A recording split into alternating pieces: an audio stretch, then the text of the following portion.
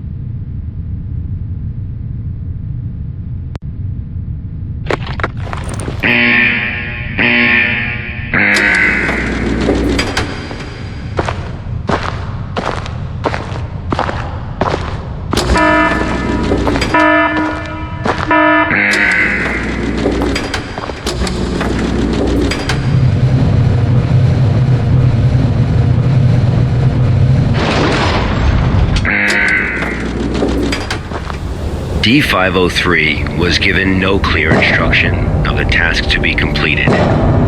He must find them out for himself.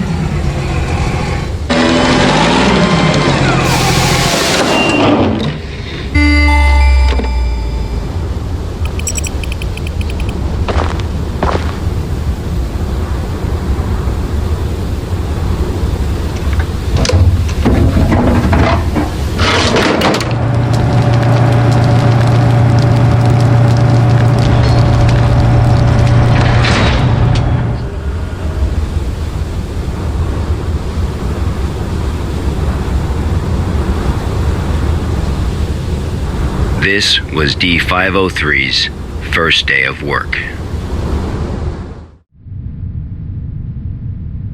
SCP protocol mandates that D503 now undergo a psychological evaluation.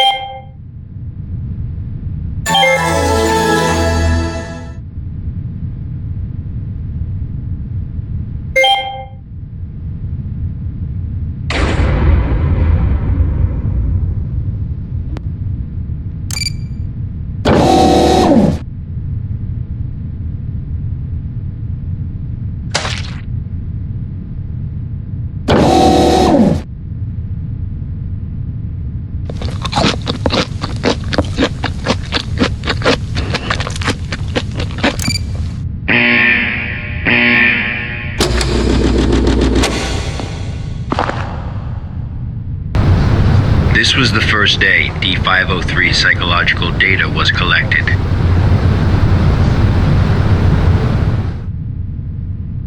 You're probably wondering, how can this job earn freedom for a death row inmate?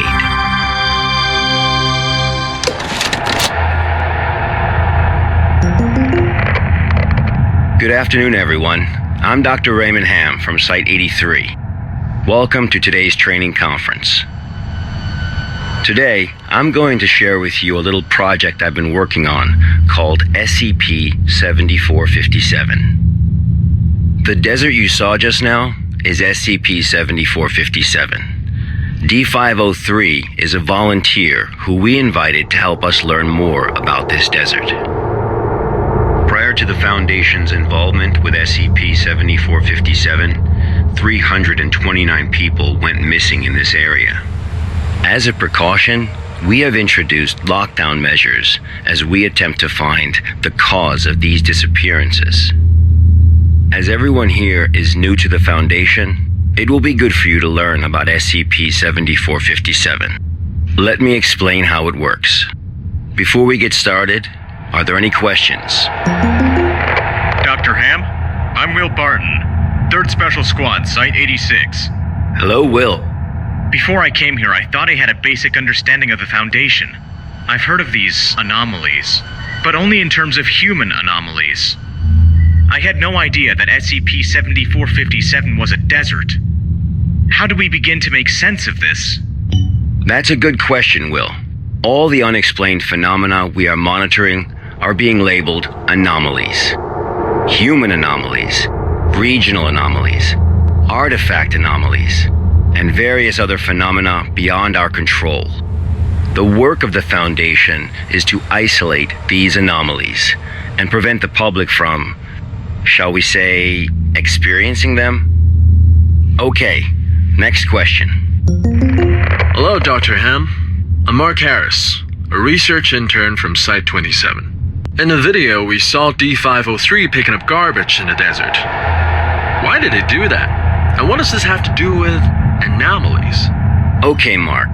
What I can tell you now is that everything you see is part of SCP-7457. SCP anomalies can be a little difficult to understand at first.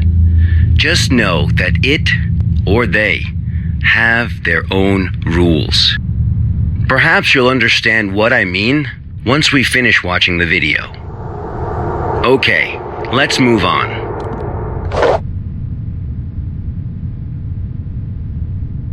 The first week was fairly normal. However, there was an interesting occurrence on the 8th day.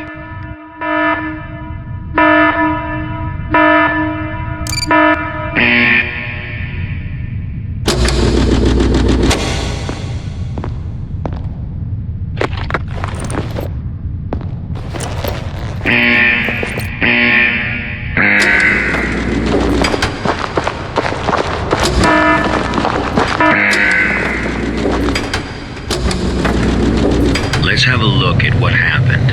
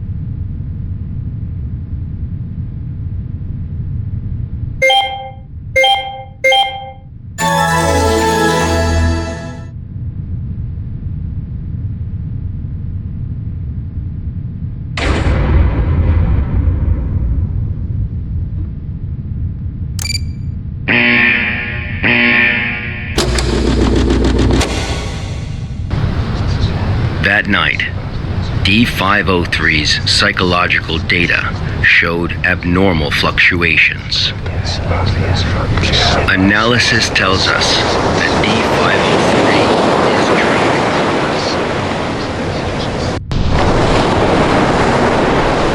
Unfortunately, though, we have no way of knowing what he dreamed of that night.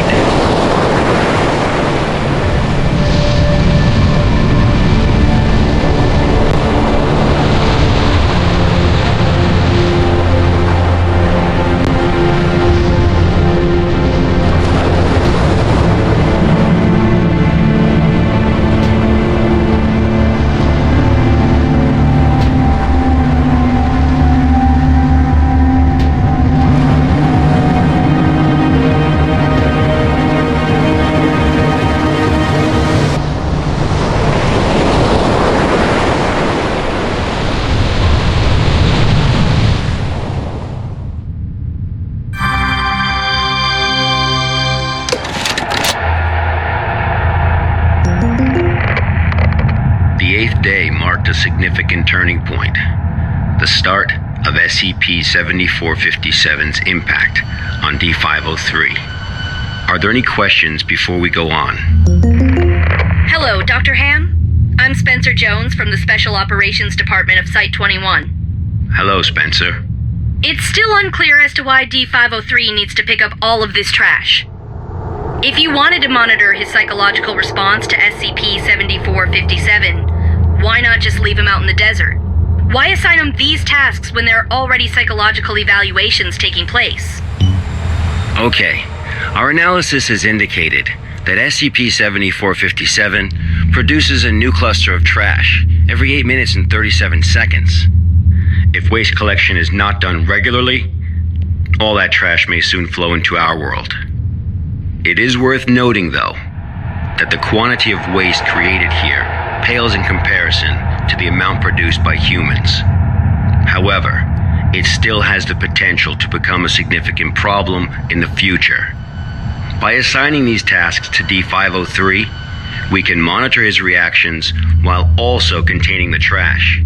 There is another reason, but we will get to that one later. Is it not the case that the Foundation is exaggerating the importance of a minor issue before the issue is fully understood? Okay, everyone.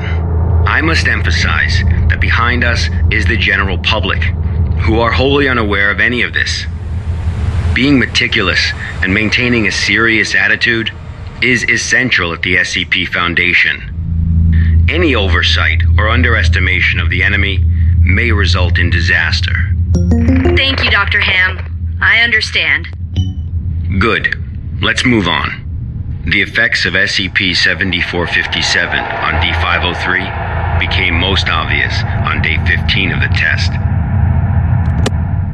Due to the conditions that day, we were only able to track his movements after recovering data from his radar. It was definitely a bad day, perhaps the worst, even for a death row inmate.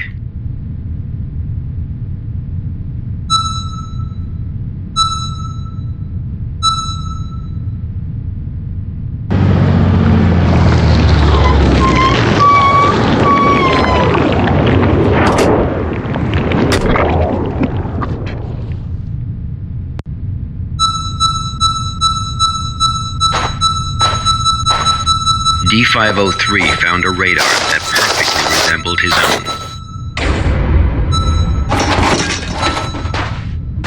However, D503 didn't seem to think much of it.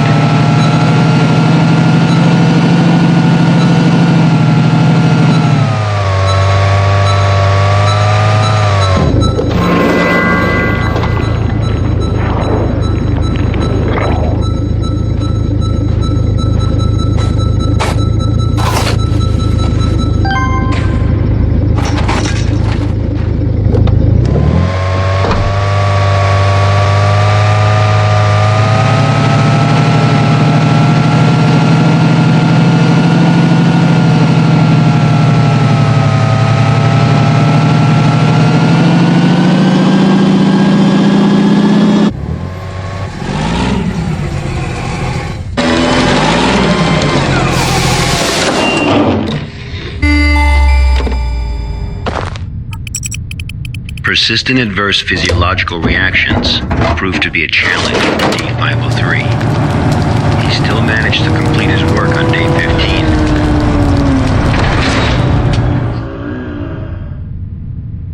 15. But then he encountered an incident.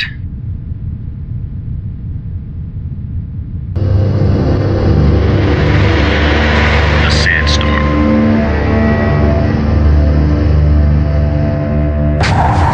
D503 walked in the sandstorm for a long time, but he couldn't seem to find his way back.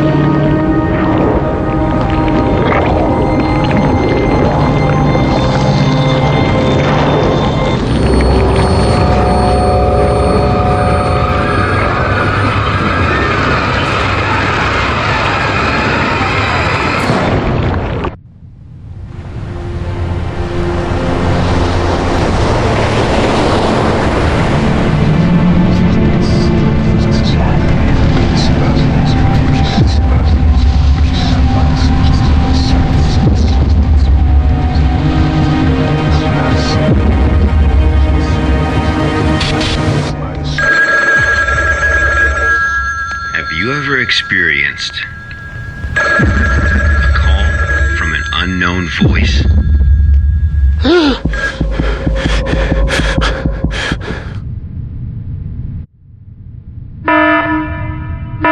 Approximately 13 hours later, a visibly trembling D503 returned to Site 8. We immediately performed a psychological evaluation.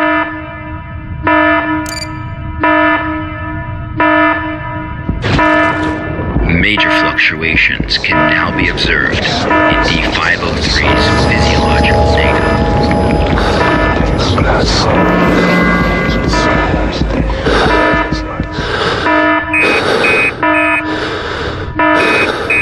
The results of the psychological evaluation were so troubling, we had to abort the mission.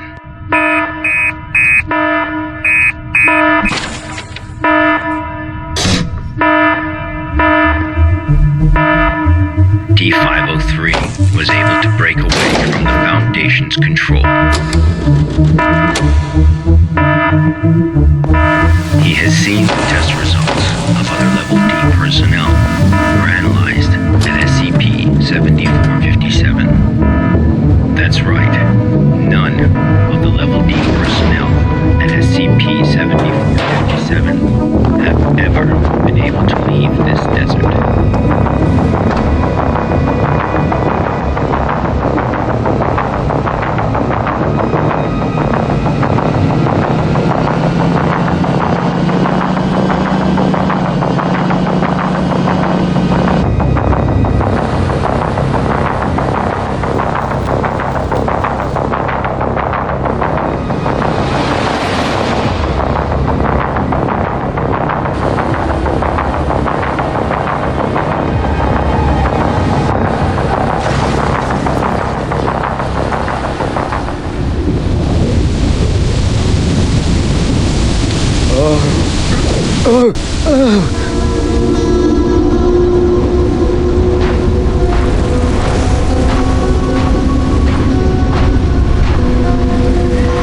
D503 heard the call.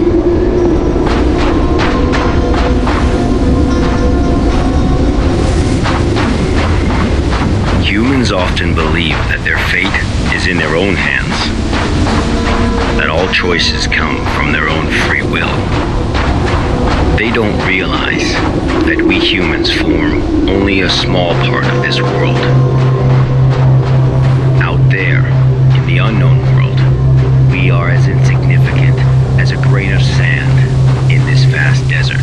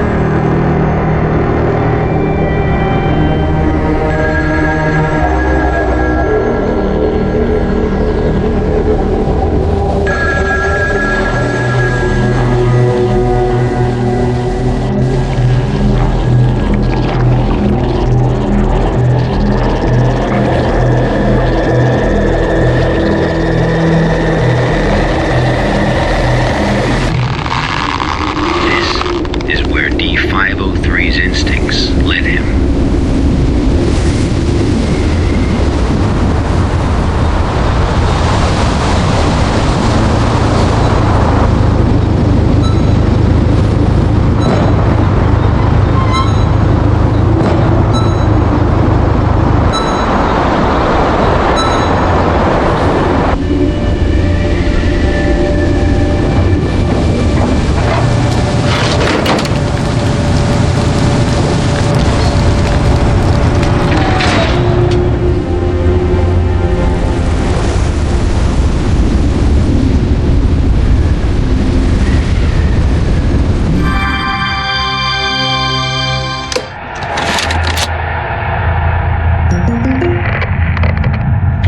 Days later, experiment participant D722 found the radar that had belonged to D503. The radar was 31 miles away from the waste treatment facility.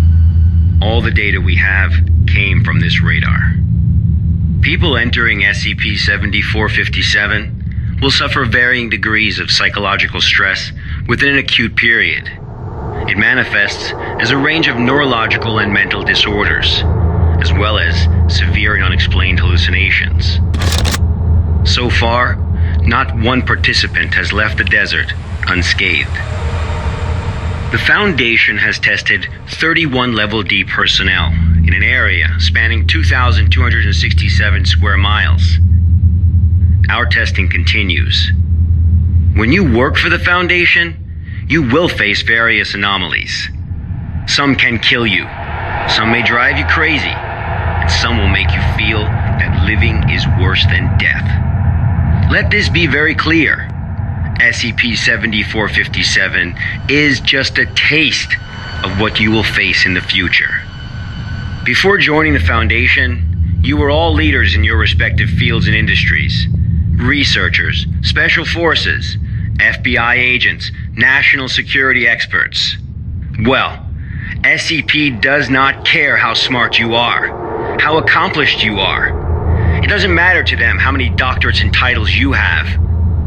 You are no different from helpless ants when confronted with these anomalies. Remember this.